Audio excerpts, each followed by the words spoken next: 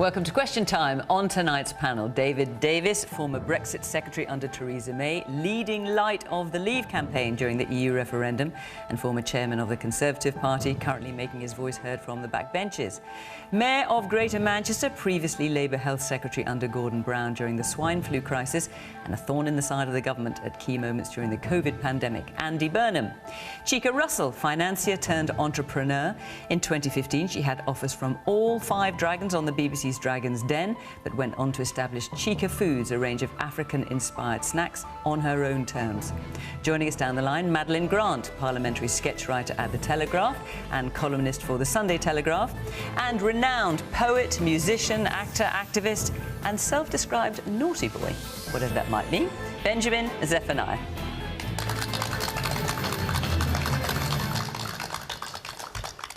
Good evening. Welcome to my guests here in the studio. Madeline, very good to see you down the line. Thank you for joining us.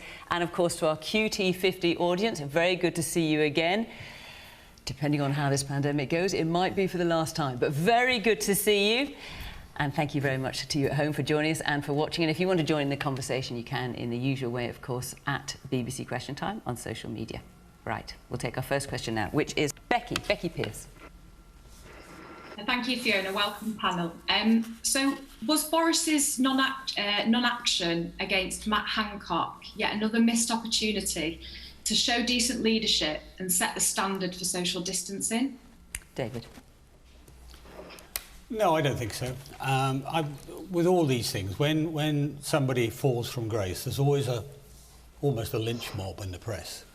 And I watched this and I thought it was pretty plain that Matt was going to go. But Boris, I think, made a number of decisions. Now, I'm just reading his mind the same way you would. I don't know what he thought. Firstly, we know what he said. We know what he said. The apology and considered the matter closed. Yeah, we know what he said. But you know, he's an ex-journalist. He knows that not all journalists are sort of saintly pursuers after truth. They're more pursuers of headlines. He also knows that he's talking about replacing his most important cabinet member, really, at this point in the middle of this crisis.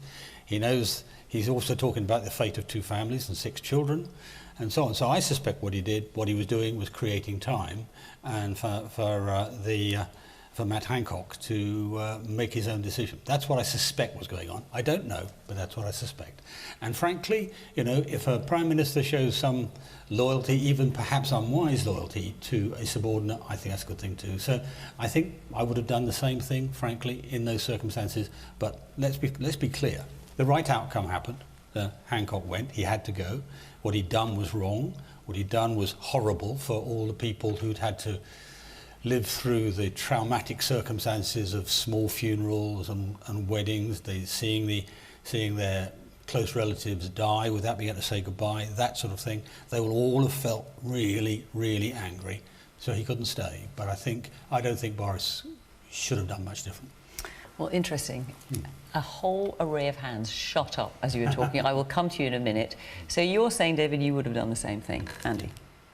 Well, I don't agree with David on this. I would answer you, Becky, by saying I do think so. You need a Prime Minister to lead from the front at any time, but particularly during a pandemic when extraordinary things are being asked of people, when families are not seeing loved ones who are dying in hospital. That is exactly the moment that the Prime Minister needs to set the standards that the country has to live by. Otherwise, it all falls apart, and I think that's where we're kind of getting to.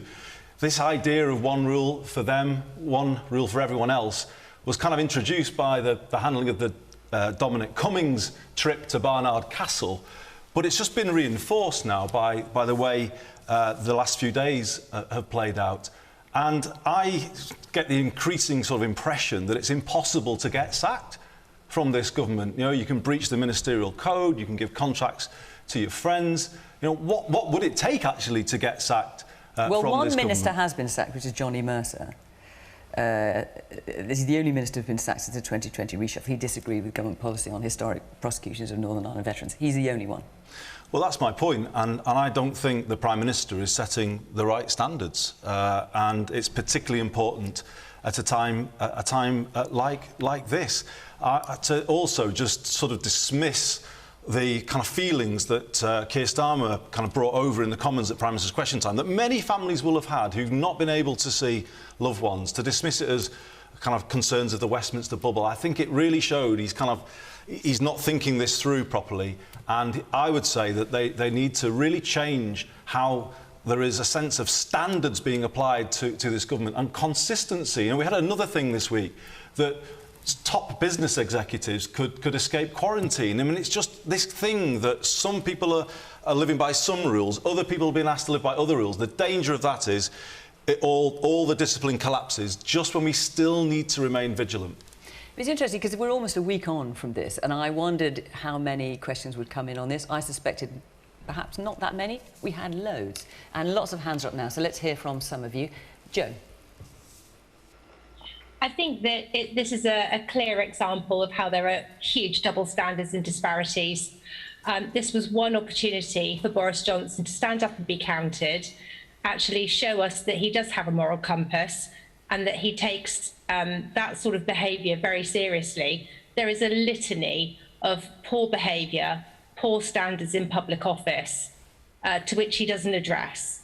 And in particular, at the moment, with the acceleration of the vaccine programme, which they keep referring to as a huge success, which it is, I think that's a distraction from what's going on. And I don't understand how the government feel that people will follow the rules now when they have a health secretary or ex-health secretary that clearly can't and won't follow the rules. OK. Jack. Hi, thank you. Yeah, I'm in total agreement with people who find it absurd that we have to wait for a Tory minister to actually do the honourable thing and resign. It's yet another example that Boris Johnson either has no conception of moral standards in public office or simply doesn't actually have the power to sack the people who aren't performing or who are ridden by scandals. And I'm not sure which is more concerning. Rose? Yeah, I don't say this often, but I think David hit the nail on the head there, that Boris is treating this as an old boys club, and it's not an old boys club, it's leading a nation and you put the people first. And that's not at all what has happened here. It's the tip of the iceberg for me. I don't hugely care about this affair story. What I care about is him giving contracts to people who haven't gone through proper channels, giving jobs to friends, and just treating the public with blatant disregard. And for me, he should have been sacked the second this story came out. So, Benjamin, just listening to what people are saying, I mean, Joe's put the point that a number of people have put since this all broke, which is why should we follow the rules when we've seen those in highest office not doing so? I think David Davis here said something really, really important just a moment ago. He said Boris Johnson was a journalist. And I think the problem is he thinks he can still act like a journalist. He's a politician who's leading the country, so he really has to lead by example. And during this whole last year and 5-6 months or whatever it is, I've come across many occasions when people are breaking the rules. And when they're breaking the rules, they're saying, well, you know, they're referring to Dominic Cummings and all these kind of things. And I don't think politicians are anybody special, but people do look to them for leadership. And right now, it's not a normal time, it's not an ordinary time. We really need leadership. And if Boris Johnson or any other politician feels that they can act like a journalist or act like a businessman or something like that, no, we need political leadership. Because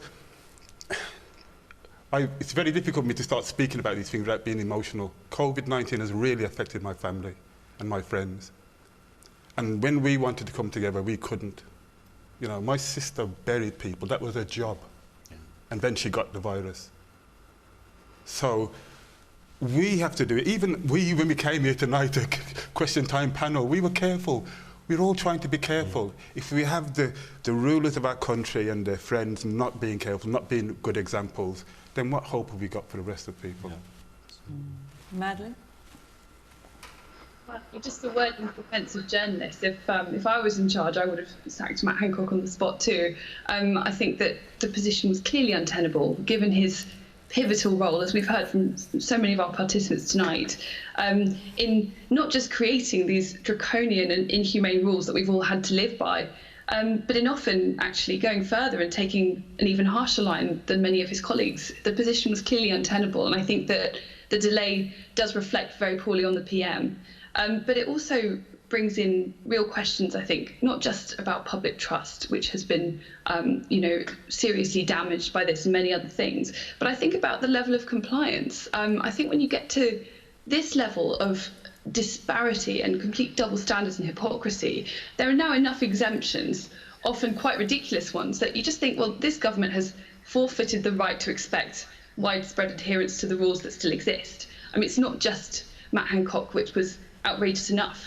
But there are these extraordinary inconsistencies about what's allowed. You know, when you see crowds of the size that we saw at Wembley, exemptions for the UEFA VIPs, exemptions for business travellers, and you see politicians breaking the rules so flagrantly. But it's still difficult for people who are trying to organise weddings, who are trying to visit sick relatives, and it's still very, very difficult for kids in schools because the same testing regime remains in place and people are still having to isolate in huge numbers, and it's still incredibly chaotic. Expecting this kind of endless one rule for them, another for us, after a while that really starts to grate on people, and I think what we need is a return to some kind of normality, and we need to rearrange our priorities in all sorts of ways. Tony. Thank you, Fiona. Thank you, panel. I think David Davis put it quite succinctly. I mean, Matt Hancock clearly made a big mistake. The next day he lost his job. It's quite possibly lost his family as well. That's a horrible thing to happen to anybody, and I think we should be very careful about throwing stones at people, because I'm sure that we've all made mistakes, all done things that we regret in the past. What I'd like to know is, if this happened on the 6th of May, why did it take the whistleblower something like 7 weeks to put the story into a tabloid newspaper? Why did he wait so long to actually put it into a paper when he could have done it, perhaps done something almost immediately, and this incident would have been closed something like 2 months ago? Well, of course, we've no idea, A, who blew the whistle, and B, when they obtained that footage. We don't know. It could have been a delay. I mean, that could answer that question. All that is the great unknown, I'm afraid. Becky, you asked this question. I did, yes. And just to come back on that, this isn't about the whistleblower. This is about Matt Hancock, and this is about leadership, and this is about Boris Johnson being incapable of holding his party to account. I agree with what Andy Burnham just said, in that what is it that you have to do to be sacked, for action to be taken? And I think in terms of Dave Davis' comments around there's nothing you would have done differently, well, there's clear gaslighting going on by Boris here. The matter is closed 1 minute and then he took decisive action the next. Well, it can't really be both, can it? So I think it's about, when you are stood on a plinth asking the public to do something, but you are ill-prepared to do it, you have to go. As you've pointed out yourself, it's inevitable that this person needed to go. And yet Boris Johnson took no action. And so, again, I agree with the audience, complete inconsistencies here, real lack of leadership, really poor. Chika. I mean, I completely understand, where David's coming from, in that the Prime Minister was trying to buy time. However, of course, I mean, he is the leader of our nation, and all of us are super, super, super tired, business owners, the public, just, of this pandemic. And I agree with all of the panel at home, in that I agree with, Andy and Benjamin. We need accountability, we need consistency, we need clarity. And, for myself as a business leader, my team looked to me for direction. And, as Joe said, he said the case is closed one moment, and then a few days later it was actually, we fired him. Matt took a role. He accepted the job to be a public figure. And that comes with many benefits, as he has so happily used those benefits, But he is a leader, and arguably one of the most watched men, on our screens. And to have been given the opportunity to resign was a luxury, I think. I mean, if he had been working for an organisation, and the government is an organisation, he would have been marched off immediately before he had a chance to pack his bags. Right, well... You know, and the blatant infidelity, the cheek, you know, and I think, yes, you know, Tony, as you mentioned, he has a family, there are 6 children involved, but he didn't think about that, did he? He didn't. He, you know, as a leader, he should have thought about that first and then put that first before he, you know, behaved how he had behaved. And I think, you know, with all of the rules put in place, which we're all having to abide by, and as Benjamin mentioned, you know, family members who can't come together, weddings being postponed, and, you know, I just buried my father-in-law and we were limited by numbers. You know, the social distancing that we've all had to abide by. And here is this guy just having a good old jolly. It's not acceptable, is it? So, David, let me come back to you, because you've had a lot of people, not all, but most that we've spoken to, taking issue with you. And part of the question from Becky was Boris's non-action a missed opportunity to set the standard for social distancing? And there's been a bit of comeback of the picture of the Prime Minister seen celebrating England's goal on Tuesday. Everyone was standing around, some with drinks in their hands, but the guidance for outdoor events says everyone must be seated if they're consuming food and drink. And there have been a few people who are organising weddings saying, we can't do that. Why is he doing it? What do you make of that? Oh, no, I think the almost the worst example of that was the G7, where there was a picture of them all clearly staged, separated as we are, and then afterwards somebody took a snap and they were all together. And so why should anyone listen to what the politicians say? Well, what the government's saying anymore? I mean, I agree with the fact that you've got to provide leadership by your action as well as by what you say. I mean, and you know, as many of you may know, I mean, I've been fighting against some of the excessive limitations about this.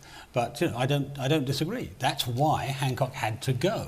You know, Hancock had to go because, I mean, all of us virtually on this panel, by the sounds of it, and up and down the country, have had funerals, weddings, other episodes to deal with, which but you wouldn't have we sacked him. That's the point, as you say, you wouldn't have sacked him.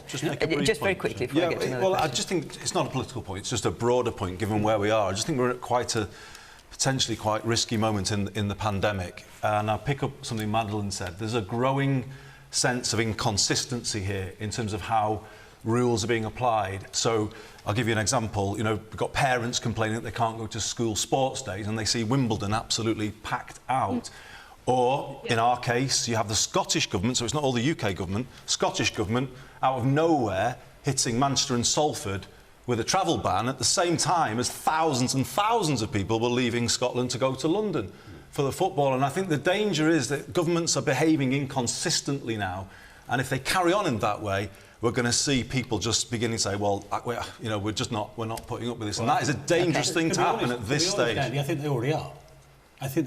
I mean, well, some might be, but an awful lot of our audience quite clearly are obeying the rules. But you know, if you walked up a street in London after the match, there were lots of pubs full of people in breaking all the rules you're talking about. Now, that's already happening, I'm afraid. And you're right. Part of it is because of the complexity and inconsistency of the rules. Yep. We agree on that.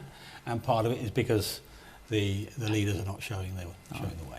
Let's take another question, but before we do that, I just want to say this is our last programme for the summer. We're taking a break over the summer.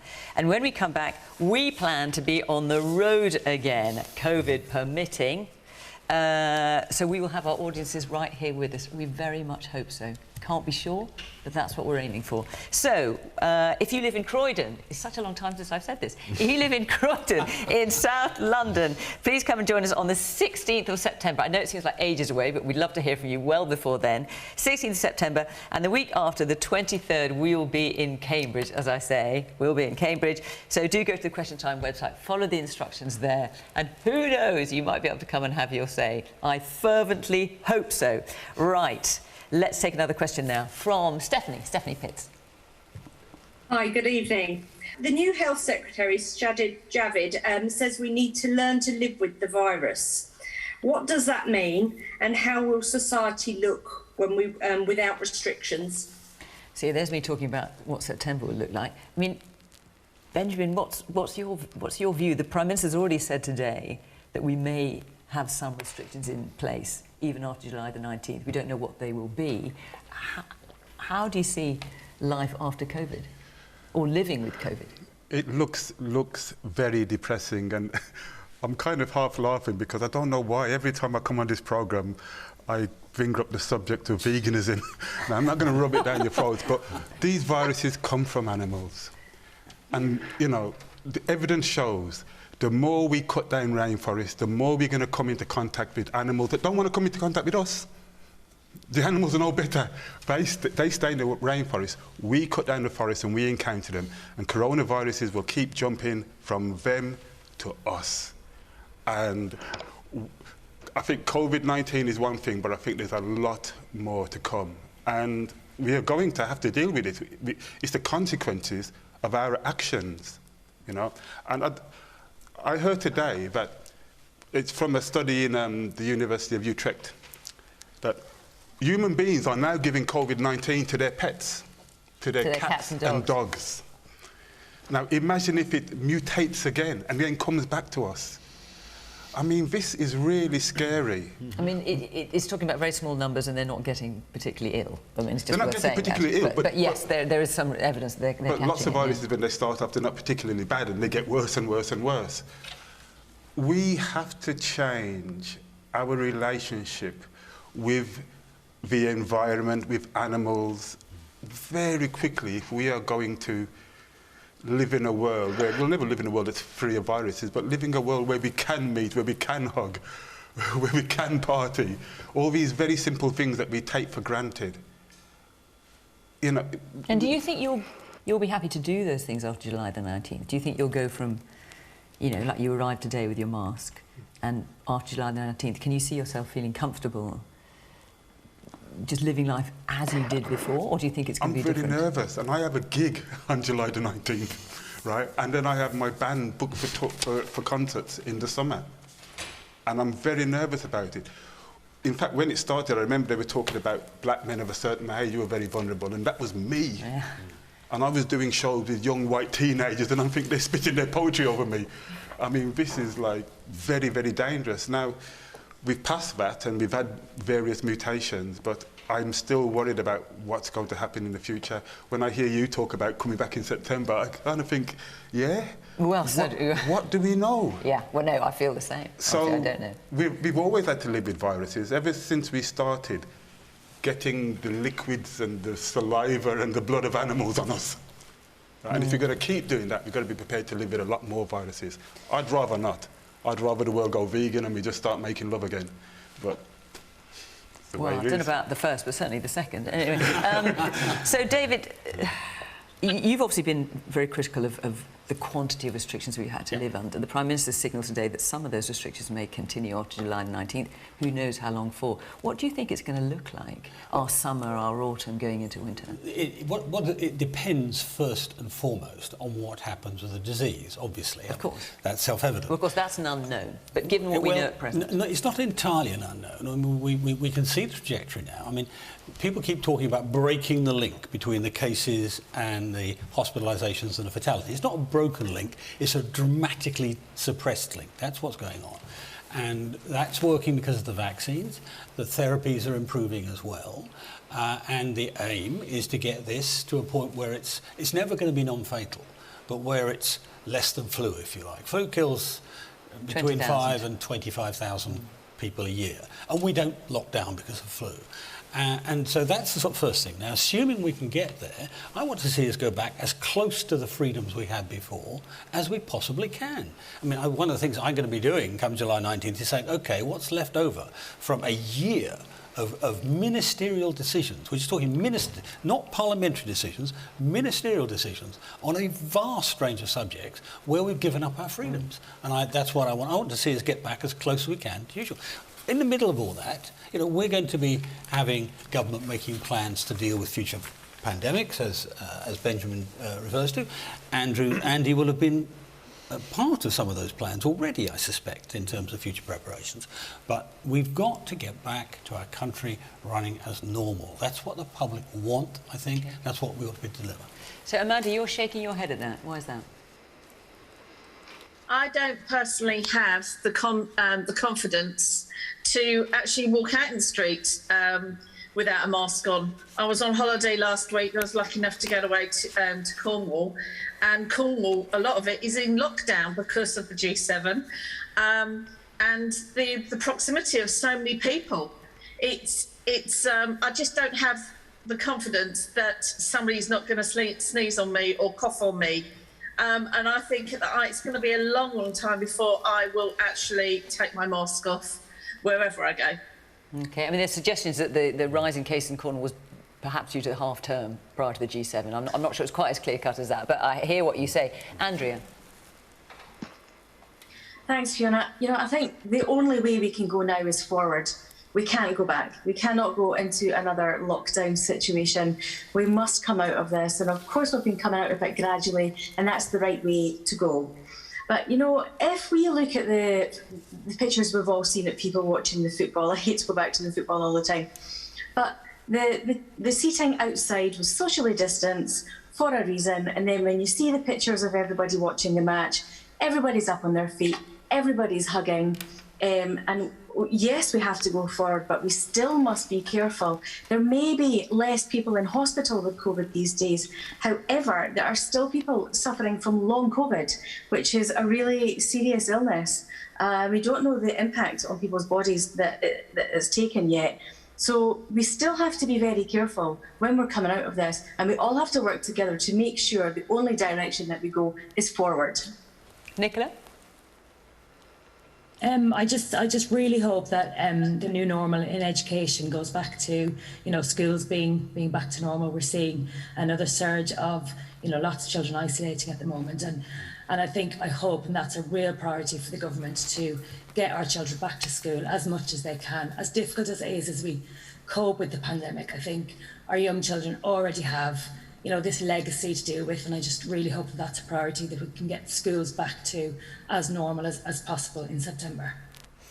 So, Chika, what do you think society is going to look like without restrictions, or will there still be some restrictions as we go forward? What would you like to see happen? Oh, I mean, I think that we need to maintain some restrictions, because we cannot afford to go back. And I think that... So what kind of things are you thinking? Would you be happy for mask wearing to continue, for example? Masks, for instance, are a very small imposition, and I think we should remain, wearing masks. What about schools? Because schools, obviously, there's 1 in 20 are off school at the moment, certainly in England at least, because of COVID and I think that's the fundamental, that's the reason why we really need to maintain some of the restrictions, because schools and the children have suffered, so much and continue, to suffer. And we speak about this disparity, and there's huge disparity between, children who are, from kind of less privileged socioeconomic backgrounds, who have missed a year plus of education. And, and if we are going to be living with this new norm, and of course, as David mentioned, at some point eventually, we hopefully will go back, to a more normal norm where we are, it's a bit like living with the flu, and there aren't as many deaths and there are no more school closures. But I think that we have to be on the front foot, because we don't know what's coming. We know to expect the unexpected, and we do know that at some point something's going to crop up again. And I think what the government must make sure of is that the way this education system was dealt with has to be really addressed properly. It has to be looked at and make a plan that actually this is going to come back at some point, maybe not in 2022, it could come back in 2023. And you look at the children, who did homeschooling, and, some of them had 60 minutes a day of Zoom classes, 60 minutes. And if we are saying that, and I mean, my view is that it was not handled very well at all, but, you could say nobody knew it was coming, and so we were, the government were on the back foot. But now that we know that, a virus of some sort does come up every so often, we have to make a firm plan of these children in state schools from these low socioeconomic backgrounds, who have parents that don't speak the language, who have parents that work full time, the mental health on children, the impact on, some of them are, 3-4 months behind of where they should be. What can we do to ensure that when we do go back into a lockdown, and we know with the rising variant... Well, if we do, I mean, who knows if we will go back into a lockdown? Obviously, some people think we will, some think maybe not. I mean, so, Andy, what does it mean to live with the virus? What will society look like? I want to start by saying that I like Sajid Javid. Well, I'm sure he'll be delighted to hear that. Yeah, there's always a but though, isn't there? I'm sure he'll be delighted with your endorsement. But in the last week, in his first week as Health Secretary, he has sounded more like the Chancellor of the Exchequer than Health Secretary, in that he seems to be more concerned with the economy, and I think he just needs to be a little careful about that. And I say that in supporting the easing, as some of the panel have said. I'm not necessarily saying restrictions is the right way to go. I think we do need to move more to advice and let people kind of manage their way through this and trust people to do that. But I am worried, and I agree with Chika about this, I am worried about reports that distancing is going to be dropped and masks are going to be dropped. Now, I don't know if David was advocating both of those any distancing, you'd like to keep all the distancing measures that are in place at the moment? You've got to keep one or the other. I think you can't kind of get rid of distancing and the requirement to wear masks. I think you at least have to keep one of those. Because I was listening carefully to Amanda. You've got to think about people who will feel, worried about being out there with people without masks. If I take the tram in Manchester, I know that if that goes, some people will feel very vulnerable if they were to use the tram. And I think it's better to keep, I would say, the masks requirement. So even if deaths continue, I mean, they are rising, but very slowly. If deaths continue at no one wants any deaths, but if they continue at the relatively low level they are, you would want to keep either face masks or social distancing. Well, I think I'm right in saying that cases were highest today than they've been since January. Yes, infections, yes. Yeah, and that's a worry. But you are also right to say, Fiona, that it isn't translating into hospitalisation. I was discussing the figures in Manchester with David just before the show, a creeping up. So there is a break between cases and hospitalisation, definitely. But I think the general point is if you get to the middle of July and say, OK, there's no masks, there's no distancing, the message coming out from the government will be we are back to normal. But I don't think we are back to normal. I think it is a case of living with this thing, I think, as Benjamin was saying. And for me, masks are a physical barrier to the spread of the virus, but they're also a reminder to everybody that we're still not living in normal times and we all need to look out for each other. We still need to keep a bit of distance from each other. I just think that is a sensible way to go. Is that how you'd like to see it go, Madeline? No, I don't think so. I want the old normal back. I don't want to live in a kind of... I don't want us to turn into China. I don't want to live in a surveillance state. I think that masks... I agree with Chika that they're a smaller imposition than many, and they may be needed for a while longer. But I also don't want to accept a future of indefinite mask wearing. I think perhaps if we're going to live with this in the way that we live with flu, that would mean things like widespread inoculation, keep giving people booster jabs. People who are symptomatic should be encouraged, obviously, to stay away from schools and workplaces, yes. But I think that a few things do need to change if we're to regain a sense of normality and not fall into the kind of pessimism that I think many of us are feeling, both fear of going outside and doing things, but also a pessimism about whether life's ever going to return to normal.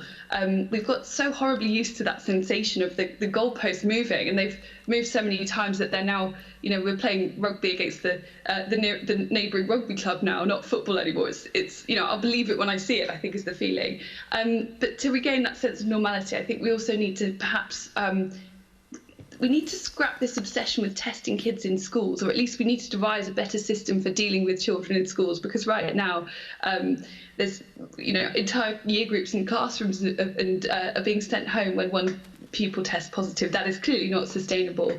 And I also think perhaps the reporting needs to change, because right now people are often being read out figures that sound scary in and of themselves. You hear of a number of deaths per day or the number of infections. But without the true context and without, for example, knowing where those infections are taking place, if they're taking place amongst people who are at very minimal risk of serious infection or complications, then that is a very difficult proposition. But without that context, I think it adds to that sense of pessimism and fear. And I think until we get past that, I don't think that we're going to be in the old normal again, which is ultimately, I think, what we should all hope for. Just if I could say though, Madeline, the trouble with what you're saying, it's Andy here, the trouble with what you're saying is you're kind of assuming that there's going to be no variant that challenges the vaccine, but, you know, Benjamin was saying before there could be. So the point about saying it's got to be irreversible, I think you might find yourself in a really difficult place with public opinion if you assert that, and then all of a sudden a variant appears that can break through the vaccine. So what do you do then, and how do you get the public to buy back in? But Andy, one of the things that will have changed after this is the public will be more cautious. In the old days, we couldn't get people to take flu vaccinations. Now you're going to see a lot more of that. The government's current plan on a third vaccination is going to help reduce the risk of the variant, a new variant bypassing it and so on. I think in the future we're going to see every September huge vaccination programs, and that will enable us to go back to normal. That's what the plan must be. Let me just, I'll come back to you, Madeline, you wanted to come back in.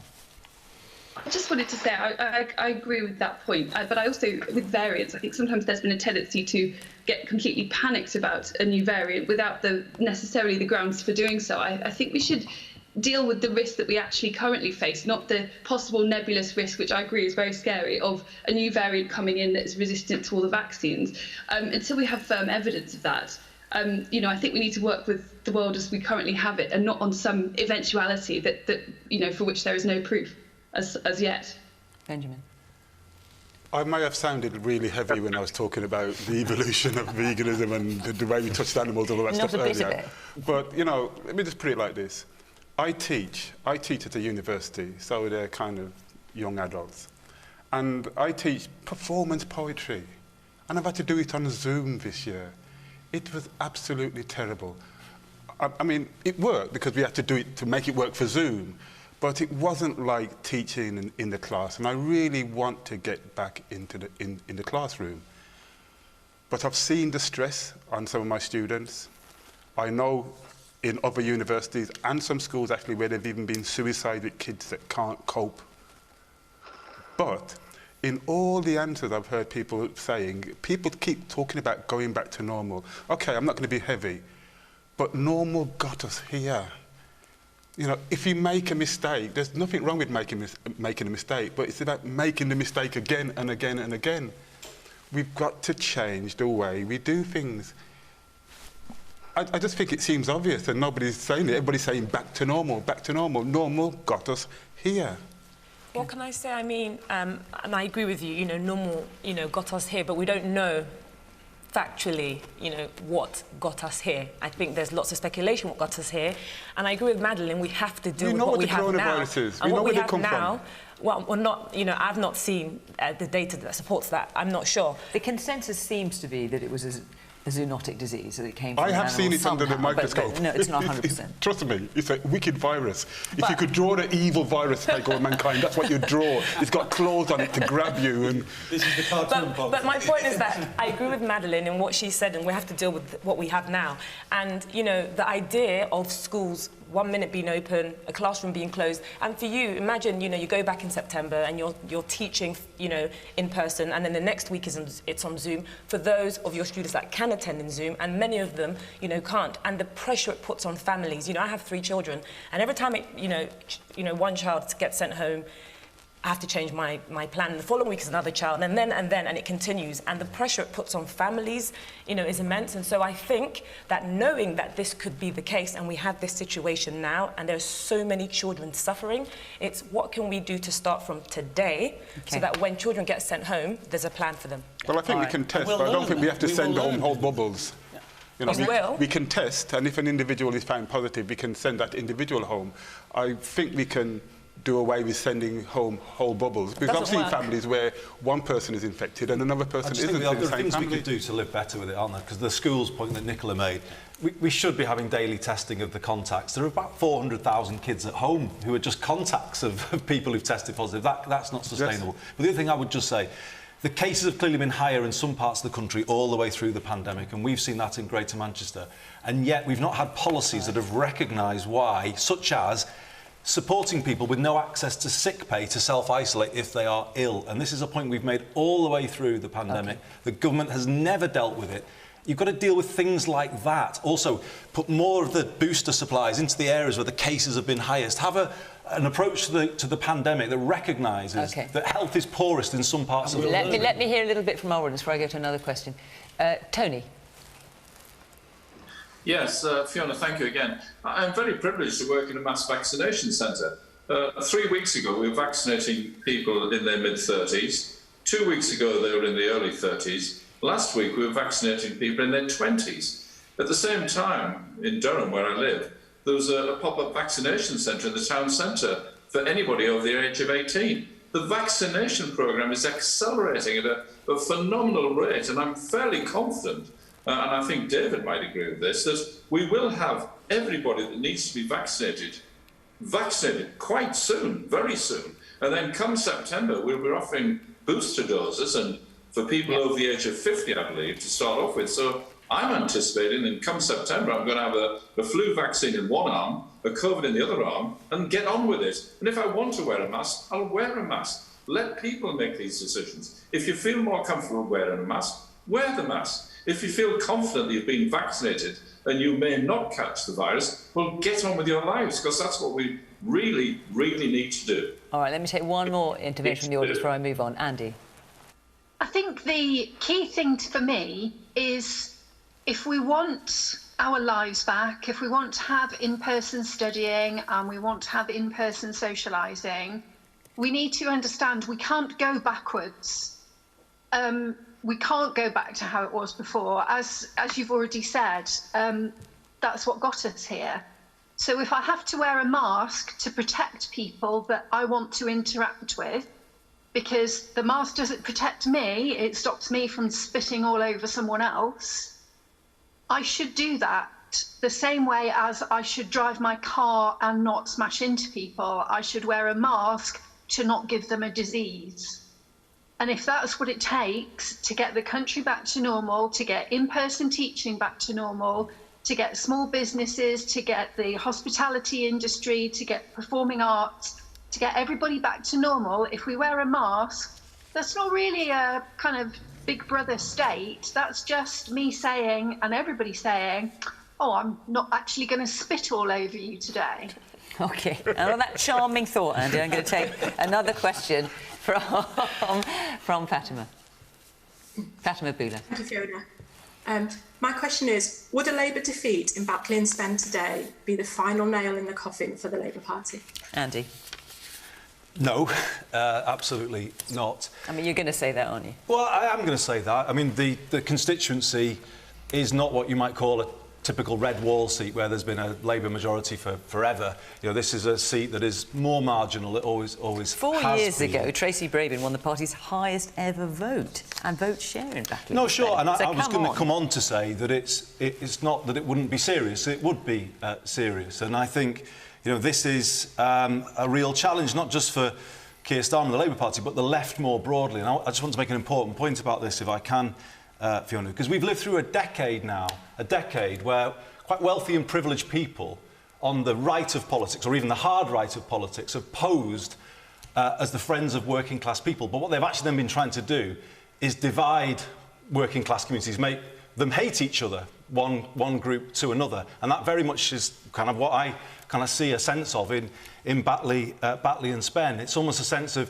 you know, you're in a forgotten area and you should feel resentful about that because the minorities are taking everything. They're kind of selling this kind of narrative into these places. The reason why people are feeling their lives aren't good is because they've got right-wing governments that are allowing the cancer of 0 hours contracts to spread, that, you know, never take any regulation against private landlords who don't maintain their properties. Why are they voting for this government? Are you suggesting they're just not quite as clever as you? No, I'm saying the left has failed to counter the narrative that's been built over the last decade. It's kind of divided people and it's made people fearful of each other.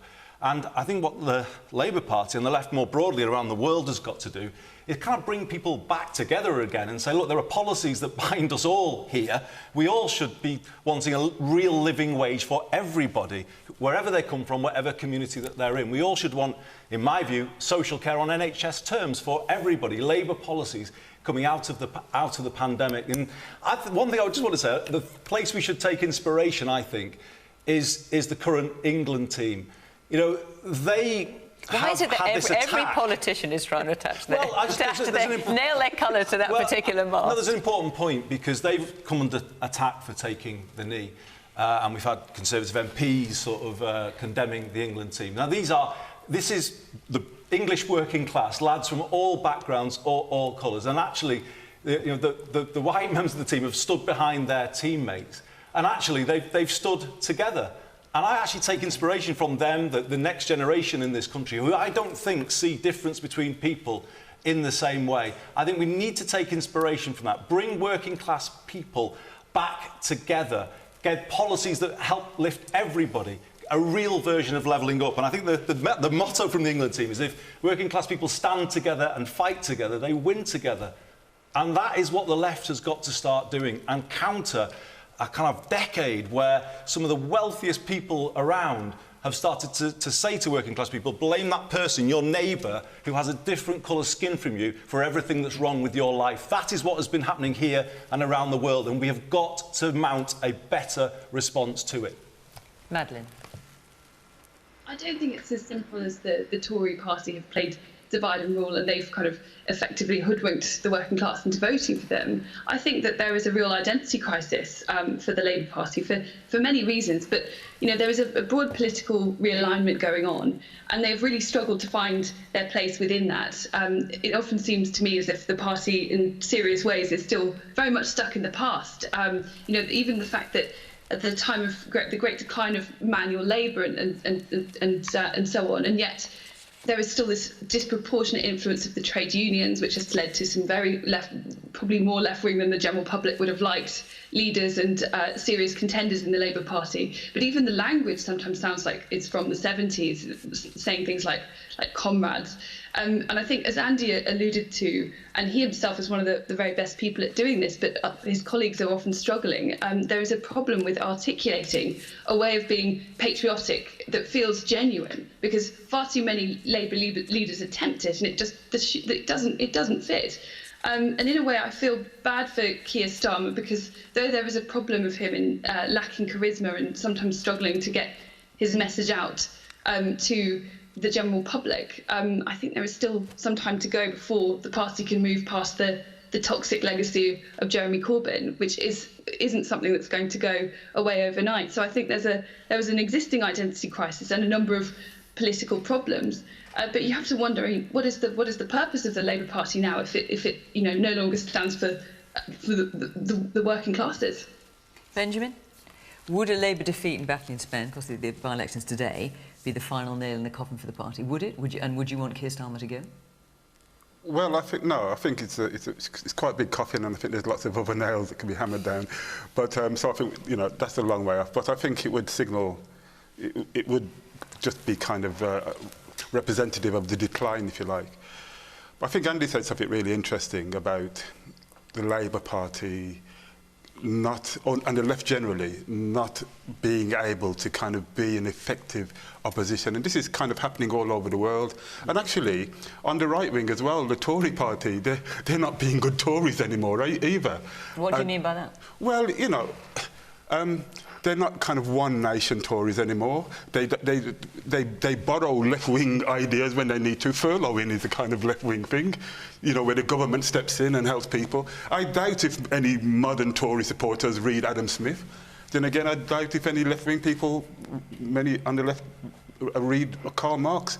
I'm probably the only anarchist you ever have on this programme.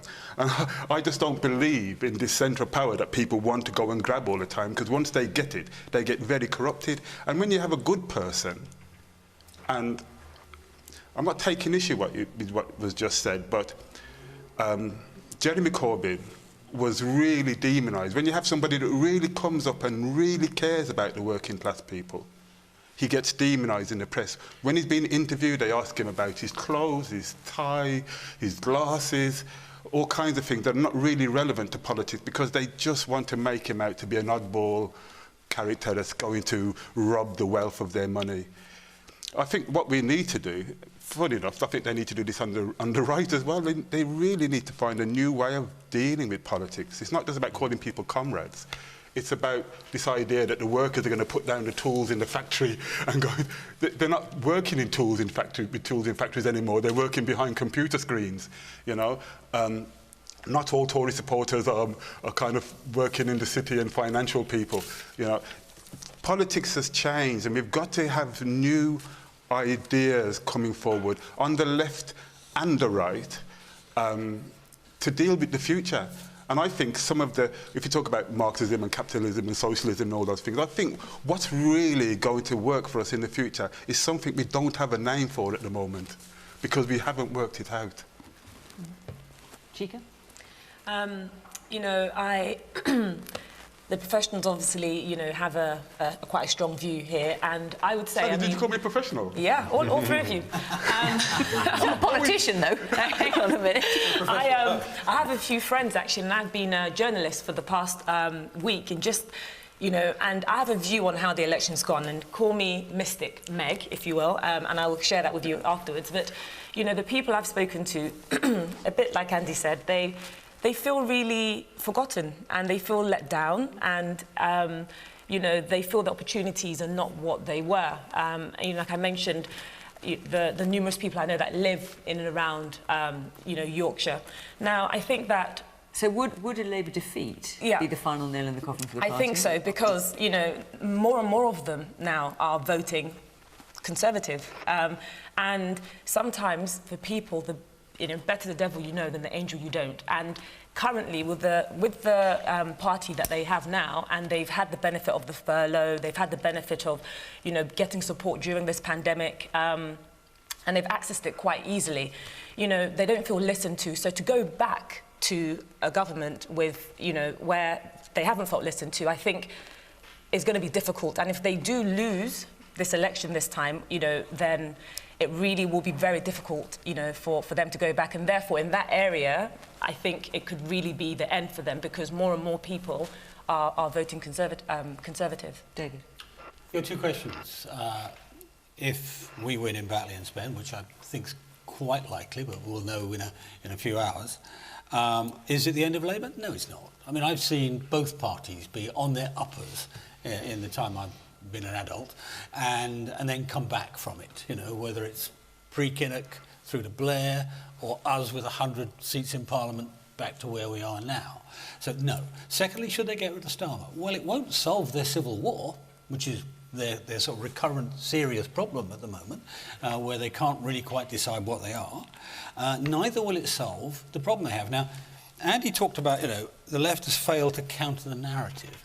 No. In the northeast of England and the north of England, the left has failed to provide decent representation, as happened prior to that in Scotland, where your party was completely wiped out because they were so poor at doing their own job of representing the people that they're elected by. And what I've seen, and we've both been to Batley, what I saw in Batley is very similar to what I saw in the red wall seats that I visited during 2019. A lot of people very unhappy with a Labour Party they thought would put their taxes up. I mean, whether it's a demonisation of Corbyn or not, that's what they thought. A Labour Party they thought wasn't patriotic. Again, it may be demonisation, but that was a perception. And they do think that as it were, the Tory offer of levelling up is what they want. They feel neglected, not over 10 years, over 50 years. Over my adult lifetime, they feel neglected. And frankly, I have some sympathy with them for that. Well, Andy, let me ask you, because you've spoken about this a number of times, and very recently, as an article came out yesterday, you've said if there was a moment where it was right, I've indicated I'd be prepared to go back to Westminster. You've talked about your ambitions to lead the party. When will that moment look right for you to try and get a seat at Westminster and go back and try and lead? Well, it's not now. I'll serve a full second term as Mayor of Greater Manchester. No, I've made that commitment to people. I will, and I want to make that absolutely plain. And, you know, I want Keir to succeed. But I just want to pick up...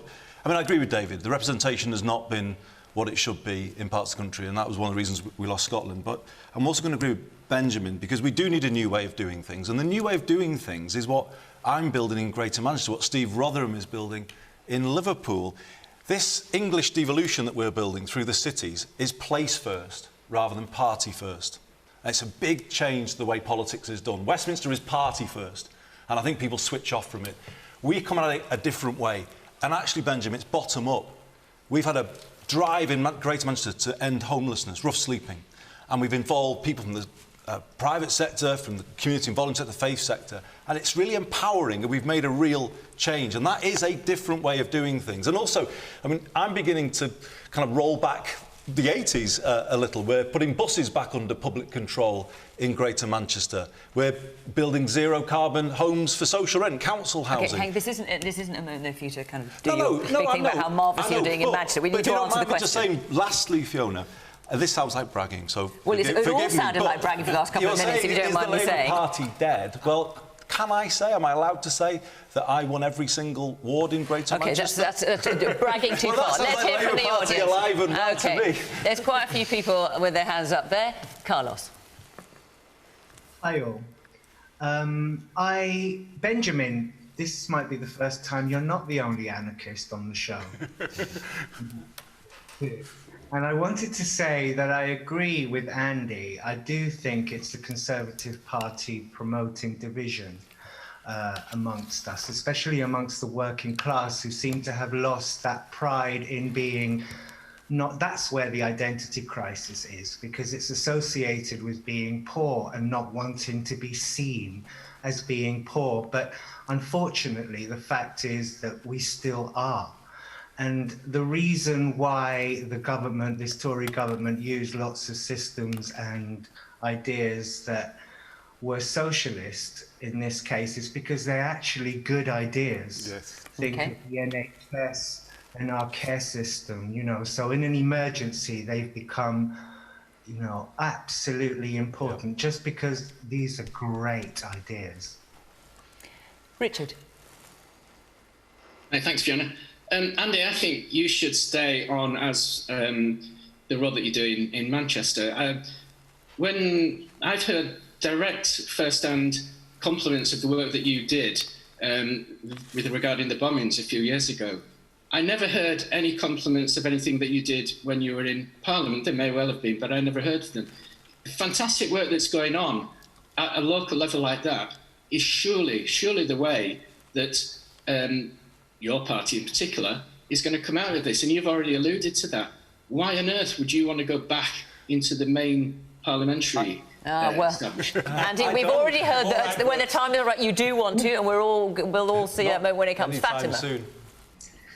Yeah, I think if Labour can't hold this seat with this particular candidate that's standing, then I don't know about the final nail, but I think it's a hard nail in the coffin. And I agree with Chika, it's going to be a really uphill struggle for the party to rally back. I know parties have peaks and troughs and come and go, but I think this time it's going to be really hard, especially coming so soon on the back of the loss in Hartlepool as well. It's going to be really difficult. And why do you think that's a possibility?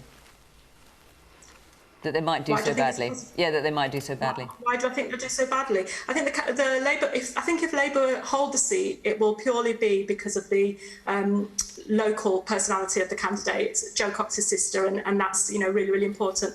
But there's that particular area, that particular part of the world. It's not very far from where I am. There's a lot of discontent. There's a lot of disillusionment. There's been very little investment over many years. There's a lot of poverty. There's a lot of discord between communities, and like Andy was saying, and yeah, people are looking for something different, and it's a shame that it's not going to be Labour, but I think it's going to be a real. Obviously, we don't know that yet, Fatima. We shall see. We shall see in only a few hours' time. And I have to say, for the last time this side of the summer, our hour is up. Thank you very much. I know. Thank you very much to all of you already. We're so enjoying ourselves. Thank you very much to the panel for coming tonight. Madeline, thank you so much for joining us down the line. To our QT50, I'm not sure if we'll see you on in this format again. But I'm sure as our audiences come to the various places where you live, we'll see you in real life.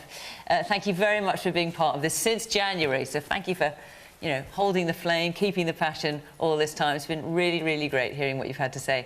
And, of course, to you at home, thank you very much for watching. We'll be back in September. Until then, from Question Time, bye-bye.